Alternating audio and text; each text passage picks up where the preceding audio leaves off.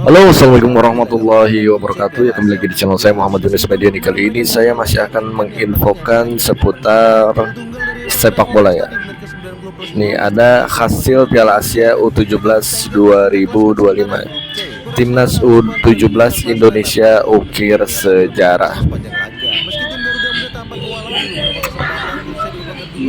Ukir sejarah usai bungkam Korea Selatan. Langsung aja kita mulai.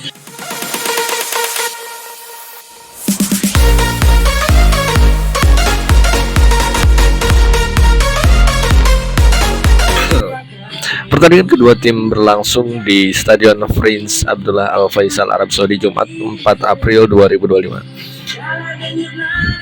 Lebih diunggulkan Korea Selatan, langsung tancap gas begitu peluit kick off.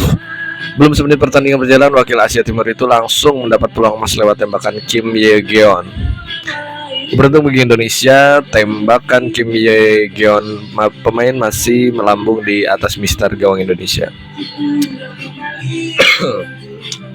Indonesia mendapat peluang pertama pada menit ke-9 lewat tembakan Goli, namun masih belum menemui sasaran.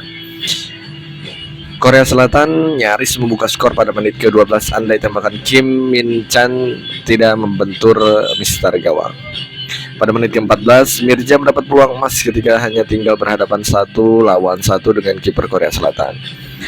Nah, sayangnya penyerang bernomor punggung 9 itu terlalu lama mengambil keputusan sehingga bola mampu diamankan kiper. Tak berselang lama, dua tembakan dari Park Byung Chan dan Oh Haram masih mampu ditangkap dengan baik oleh Dava. Korea Selatan terus mendominasi jalannya pertandingan setelah pertandingan berlangsung setengah jam. Di sisi lain, Indonesia bermain lebih bertahan sambil mengandalkan serangan balik. Pada menit ke-31, Jung Hae-jung melepaskan tembakan yang masih melebar di samping gawang.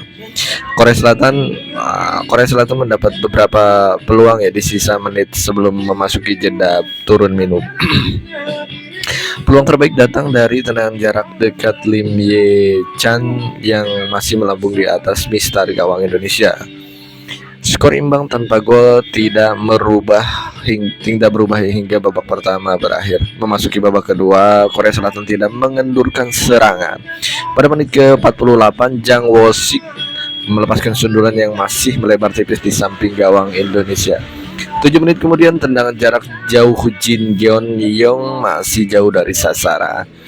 Jin Gyeon-yong kembali melepaskan tembakan jarak jauh pada menit ke-66. Kali ini mampu ditepis oleh Dava.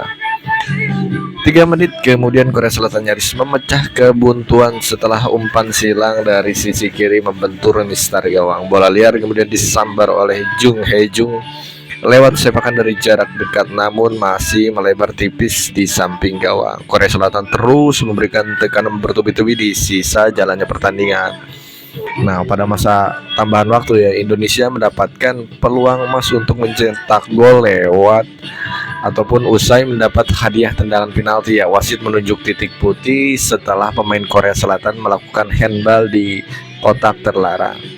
Meski tendangan penaltinya sempat ditepis, Evandra Florasta berhasil menyambar bola muntah menjadi gol bagi Indonesia. Nah, skor 1-0 untuk keunggulan Indonesia tidak berubah hingga wasit meniup peluit pertandingan berakhir. Ini merupakan kemenangan pertama Indonesia atas Korea Selatan sepanjang sejarah Piala Asia umur 17. Alhamdulillah ya, bisa menangkan pertandingan. Kemudian ada berita kedua nih. Update klasemen Grup C Piala Asia umur 17 usai Yaman dan Indonesia berjaya. Timnas U17 Yaman untuk saat ini berada di puncak klasemen Grup C Piala Asia U17 2025 setelah mengalahkan Afghanistan dengan skor 2-0 di Stadion King Abdullah Sport City, Jeddah pada Sabtu 5 April dini hari waktu Indonesia Barat. 2 gol kemenangan Yaman dicetak oleh Muhammad Al-Rawi pada menit ke-24 dan penalti Muhammad Al-Garas pada menit ke-27. Dengan hasil ini, Yaman mengikuti timnas U17 Indonesia dengan sama-sama mengumpulkan 3 poin. Mereka memimpin klasemen berkat keunggulan produktivitas gol. Timnas U17 Indonesia berada di posisi kedua dengan poin sama berkat kemenangan 1-0 atas Korea Selatan dalam laga pembuka grup. Nah, kemenangan Garuda Asia atas finalis Piala Asia U17 2023 tersebut ditentukan oleh gol Evandra Florasta pada menit ke-90+1. Pada pertandingan kedua grup C, Indonesia akan berhadapan langsung dengan Yaman di Stadion Prince Abdullah Al Faisal pada Senin 7 Maret ataupun 7 April ya. Senin 7 April pukul 22 ataupun 10 malam waktu Indonesia Barat. Pertandingan ini sangat penting karena tim yang menang akan mendapatkan tiket menuju babak gugur dan Piala Dunia U17 2025 di Qatar. Di sisi lain, Korea Selatan akan melawan Afghanistan di Stadion King Abdullah Sport City pada Selasa 8 April pukul 1 dini hari ya waktu Indonesia Barat. Kedua tim ini berusaha untuk meraih kemenangan setelah kalah di pertandingan pertama. Kemenangan yang diraih oleh Indonesia dan Yaman di laga pertama Piala Asia U17 ini menunjukkan bahwa kedua tim tersebut mempertahankan tren positif tanpa kekalahan sejak fase kualifikasi. Indonesia tampil sangat baik, tidak kebobolan setelah meraih kemenangan atas Kuwait 1-0 dan Kepulauan Mariana Utara 10-0 serta imbang melawan Australia 0-0. Sementara itu Yaman melanjutkan penampilan impresif mereka setelah menang 2-0 atas Afghanistan yang sebelumnya meraih kemenangan melawan Myanmar 6-1 dan Kyrgyzstan 3-2 serta imbang melawan Vietnam 1-1.